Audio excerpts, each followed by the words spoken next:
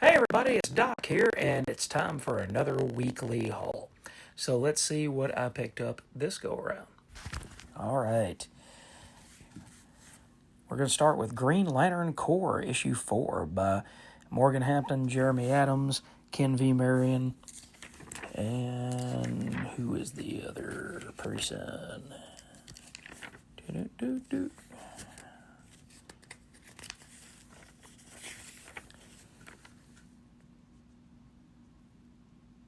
Colorist is Arif Prianto.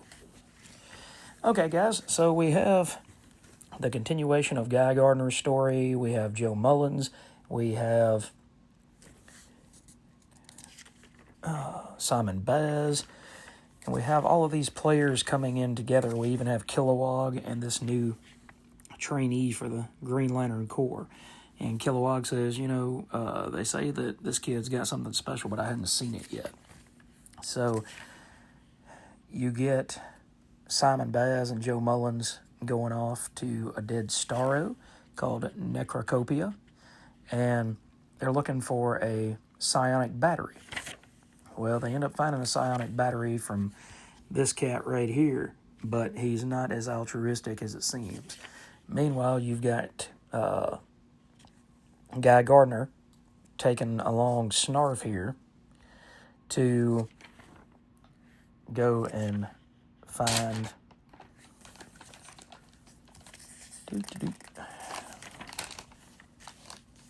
the Evil Star. And so apparently Evil Star had been dead, but then he got a star transfusion, and he says he's right as rain now. So, long story short, you're getting the larger view here of the Green Lantern Corps instead of the Earthbound version. Now you're getting whole worlds, quantum areas. It's expanding the myth of Green Lantern Corps and the Green Lantern myths themselves. So it's excellent. I love the artwork in it by V. Ken Marion. I love the story by Adams and Hampton.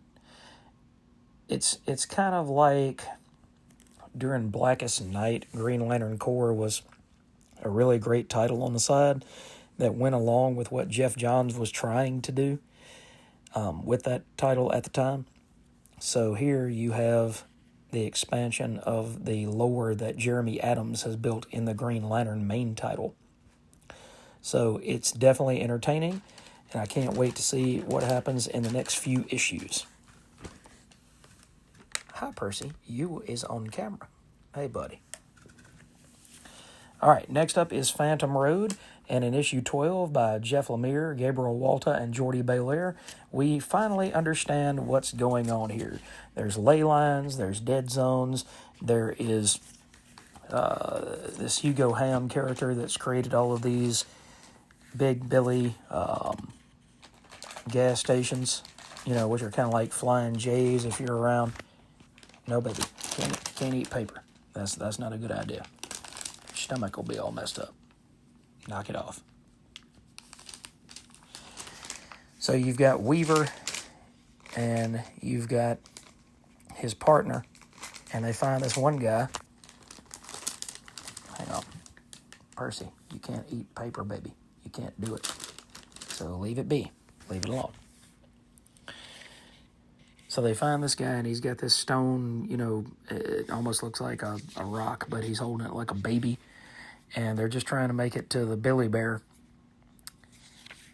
gas station and await for sunset, because you see the other place in one of its earliest incarnations.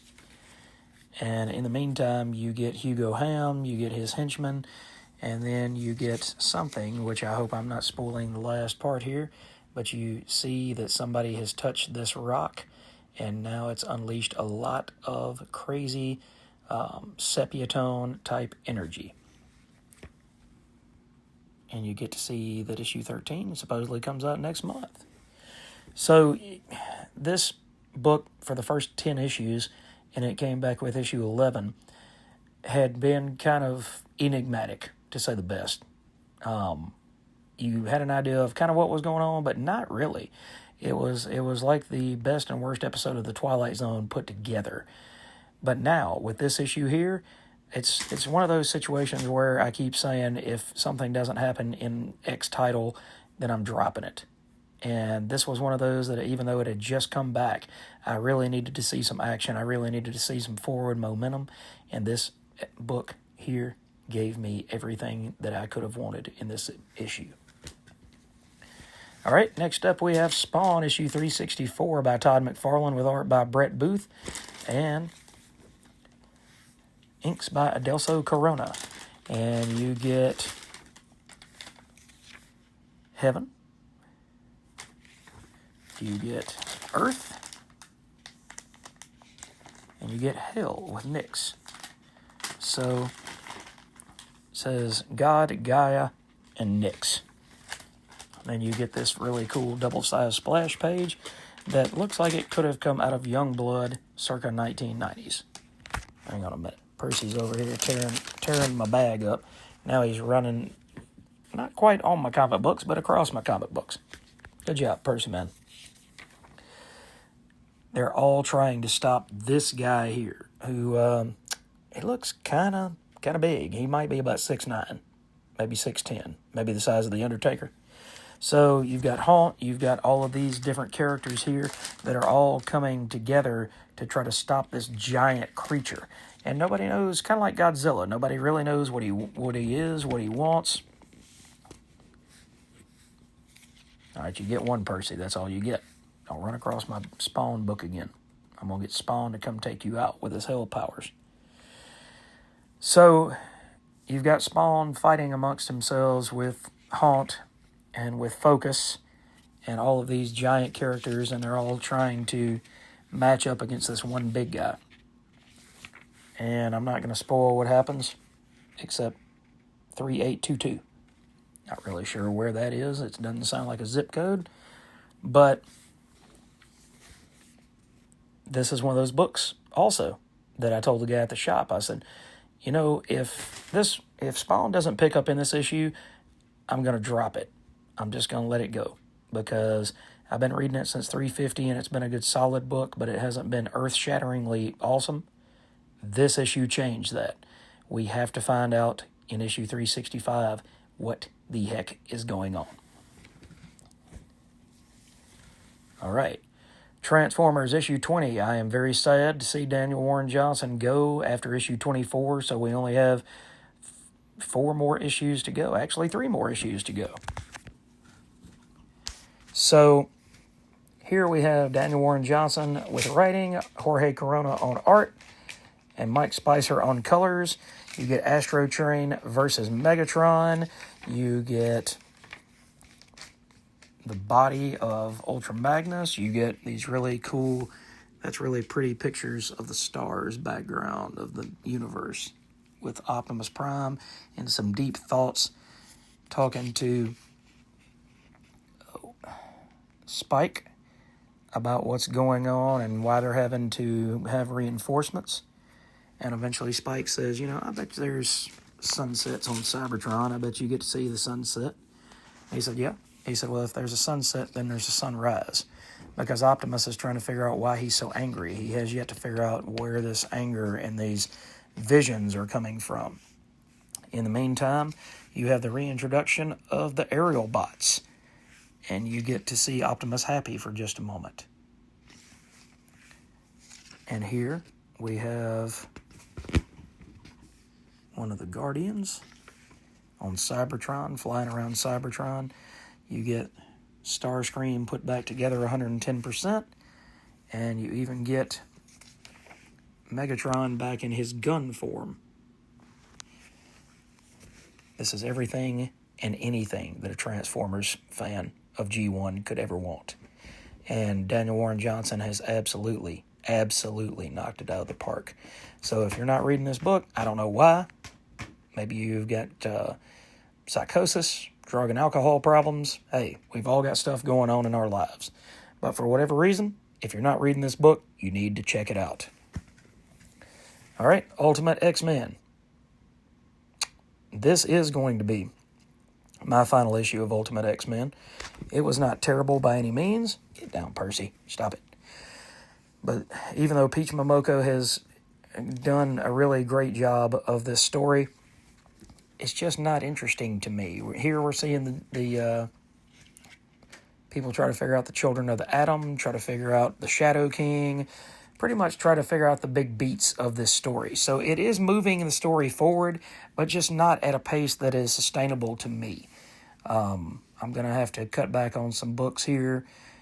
Just got too many that I'm reading each and every month. And so, unfortunately, Uncanny X-Men is going to get the cut after this issue. But if you guys read it and you enjoy it and come to find out that I'm missing something here in a few issues, please let me know, and I'll be willing to come back and see if I can get back on this horse. Now, like I said, it is an excellent book. Don't get me wrong, I'm not hating on it. It's just, it doesn't speak to me the way that it did for the first, say, year. So it's time for this one to get cut. All right, and the last new book that we're going to talk about tonight, I've got two others that I'm going to talk about here in a minute, but we've got this really not safe for work cover for World Tree, issue 14, and then we jump right into 2049, where we've got Ellison, we've got these invisible creatures, and then we've got Ultraviolence. The Truth is on WorldTree33.net. And you get to see all of these characters interact with one another in a fallen world, as well as a flashback to Ellison when he was younger. And you get to see Fausta. Then you get to meet the last man standing out of the group that was supposed to bring World Tree and the internet and the undernet to its knees. And he's created something pure. When the internet was originally created, then the storyline went that it was supposed to be pretty much the world's largest library. It was going to be any kind of information about any kind of thing that had ever come through the world, good or bad. It was going to be a repository. It was going to be a digital library of Alexandria. And the internet never lived up to that potential because we have Pornhub and things of that nature. And, you know, just there's a lot of negativity to go with the positivity in these times. But this guy has managed to, Soto has managed to create a positive version of the internet. And in this positivity, you see what's going to happen next in this book. Like I said, I can't really show that cover off, but hey, there it is right there. And then the last two books I picked up that I'll talk about on Greatest Hits is Fantastic Four issue 5, the introduction of Dr. Doom. That is going to be an awesome issue by Jack Kirby and Stan Lee.